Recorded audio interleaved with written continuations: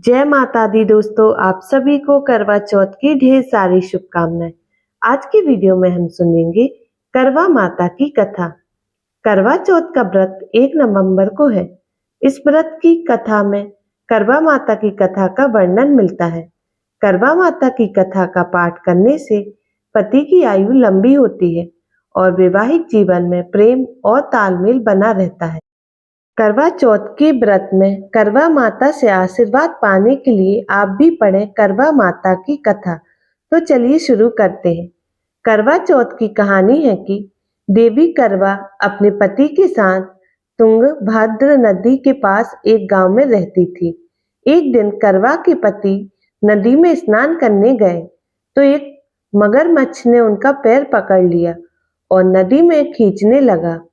मृत्यु करीब देखकर करवा के पति करवा को पुकारने लगे। करवा दौड़कर नदी के पास पहुंची और पति को मृत्यु के मुंह में लेते जाते मगर को देखा। करवा ने तुरंत एक कच्चा धागा लेकर मगरमच्छ को पकड़ पेड़ से बांध दिया।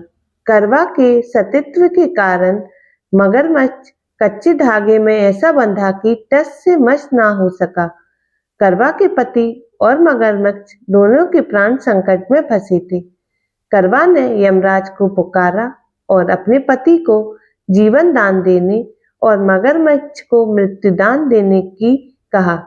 यमराज ने कहा, मैं ऐसा नहीं कर सकता क्योंकि अभी मगरमच्छ की आयु शेष है और तुम्हारे पति की आयु पूरी हो चुकी है। क्रोधित होकर करवा ने यमराज से कहा, अगर आपने ऐसा नहीं किया तो मैं आपको श्राप दे दूंगी। सती के श्राप से भयभीत होकर यमराज ने तुरंत मगरमच्छ को यमलोक भेज दिया और करवा के पति को जीवन दान दिया।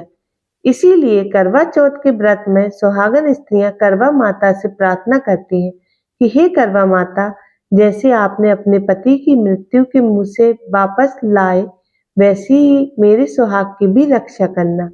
करवा माता की तरह सावित्री ने भी कच्चे धागे से अपने पति को वट वृक्ष के नीचे लपटे रखा था। कच्चे धागे में लिपटा प्रेम और विश्वास ऐसा था कि यमराज सावित्री के पति के प्राण अपने साथ लेकर नहीं जा सके। सावित्री के पति के प्राण को यमराज को लौटाना पड़ा और सावित्री को वरदान देना पड़ा कि उनका सुहाग हमेशा बना रहेगा और लंबे समय तक दोनों साथ रहेंगे। तो चलिए जानते हैं करवा चौथ पूजन विधि। पूजन विधि इस प्रकार है।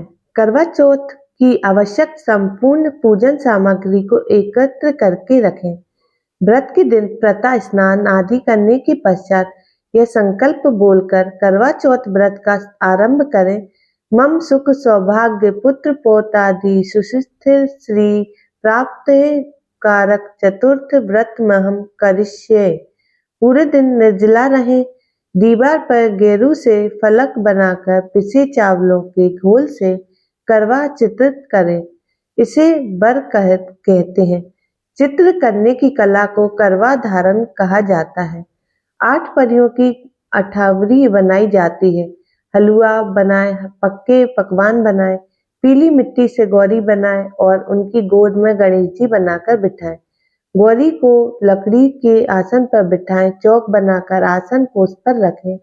गौरी को चुनरी उड़ाएं, बिंदी आदि सुहाग सामग्री से गौरी का श्रृंगार करें। जल से भरा हुआ लोटा रखें। भेंट देने के लिए मिट्टी का टोटीदार करवा लें। करवा में गेहूं और ढक्कन में शक्कर का बूरा रख दें। उसके ऊपर दक्षिणा रखें। रूली से करवा का स्वास्तिक बनाएं। गौरी गणेश चित्र करवा की परंपरानुगत पूजा करें। पति की दीर्घ आयु की कामना करें। नमः शिवाय, ओम नमः शिवाय का जाप भी करें। करवा पर 13 बिंदी रखें और गेहूं या चावल के 13 दाने हाथ में लेकर करवा चौथ की कथा कहें या सुने। कथा सुनने के बाद करवा पर हाथ घुमाकर अपनी सासू जी के पैर छूकर आशीर्वाद ले और करवा उन्हें दे दे। 13 दाने गेहूं के और पानी का लोटा या टोटीदार करवा अलग रख ले। रात्रि में चंद्रमा निकलने के बाद छन्नी की ओट से उसे देखें और चंद्रमा को अर्घ्य दे।